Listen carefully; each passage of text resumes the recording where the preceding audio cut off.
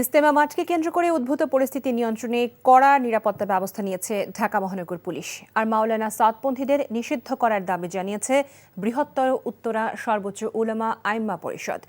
অপরদিকে তাবলিগের দুই গ্রুপের হামলা ও হত্যা পরিকল্পনায় জুবায়েরপন্থীদের বলে অভিযোগ সাদপন্থীদের। এদিকে তাবলিগ জামায়াতে হামলা ও হত্যার ঘটনায় সুষ্ঠু তদন্ত ও দোষীদের বিচার দাবিতে ঢাকাসহ বিভিন্ন জেলায় বিক্ষোভ করেন জুবায়েরপন্থীরা।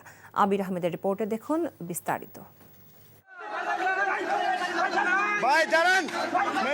বুধবার ভোররাতে বিশ্ব ইজতেমা ময়দানের দখল নিয়ে সংঘর্ষ ও নিহত হওয়ার ঘটনার জেরে টঙ্গী ইজতেমা এলাকা এবং এর আশেপাশে জারি করা ১৪৪ ধারা বলবৎ রয়েছে। মাওলানা সাদ ও জোবায়েরের অনুসারীরা মাঠ ছেড়ে দেয় তুরাগ নদীর তীর এখন ফাঁকা। মোতায়েন রয়েছে সেনাবাহিনী, বিজিবি সহ আইন শৃঙ্খলা বাহিনীও। ফুটেজ দেখে সংঘাত সৃষ্টিকারীদের শনাক্তের চেষ্টা চলছে বলে সংবাদ সম্মেলনে জানায় ডিএমপি। আমরা বিষয়টির উপর নজর রাখছি এবং যদি কোনো আসামি আমাদের এলাকায় থেকে থাকে, ঢাকা মেট্রোপলিটন এলাকার মধ্যে থেকে থাকে, তবে সেক্ষেত্রে আমরা প্রয়োজনীয় ব্যবস্থা গ্রহণ করব। আমাদের অতিরিক্ত ফোর্স মোতায়েন করা হয়েছে সংশ্লিষ্ট এলাকায়, এছাড়া গোয়েন্দা নজরদারি বাড়ানো হয়েছে। তবে ২৪ ঘন্টা গেলেও কাউকে গ্রেফতার করতে না পারায় ক্ষোভ প্রকাশ করেছে ইসলামী সংগঠনগুলো।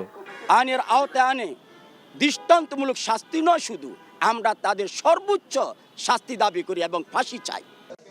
অপরদিকে তাবলিগের দুই গ্রুপের হামলা ও হত্যার পরিকল্পনা জুবায়েরপন্থী বলে অভিযোগ সাদপন্থীদের। তারা মাঠে থাকতে আমাদের আপত্তি ছিল না, তাদের উস্কানির কারণে এই গন্ডগোল এবং সহিংসতার ঘটনা ঘটেছে। আবার সেই উস্কানি দাতাদেরকে আপনারা আশ্রয় প্রশ্রয় দিয়ে আপনাদের ডান পাশে বসিয়ে তাদের থেকে আপনারা রায় চেয়েছেন। এদিকে হামলাকারীদের দ্রুত গ্রেফতার, শাস্তি ও সাদপন্থীদের নিষিদ্ধের দাবিতে কুমিল্লা, কুষ্টিয়া সহ বিভিন্ন জেলায় মানববন্ধন করা হয়। একই সাথে জেলা প্রশাসক বরাবর স্মারকলিপি প্রদান করেন আন্দোলনকারীরা। আবির আহমেদ, এনটিভি নিউজ, ঢাকা। যা দেখেছি সেটা তো স্বাভাবিক কোনো বিষয় না। যার ব্যথা সেই বুঝে। আজকে একটা বিশেষ কারণে দেরি হয়ে গেছে। বিশেষ কেউ নয় তো যার জন্য দেরি হলো।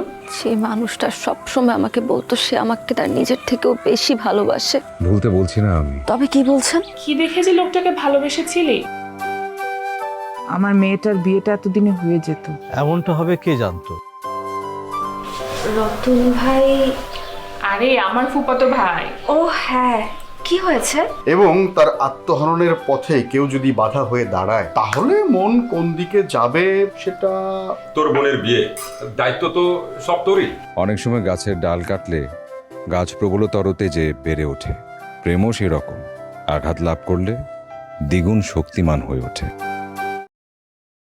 Double million offer Walton fridge কিনে পেতে পারেন 20 লক্ষ টাকা, রয়েছে কোটি কোটি টাকার নিশ্চিত উপহার।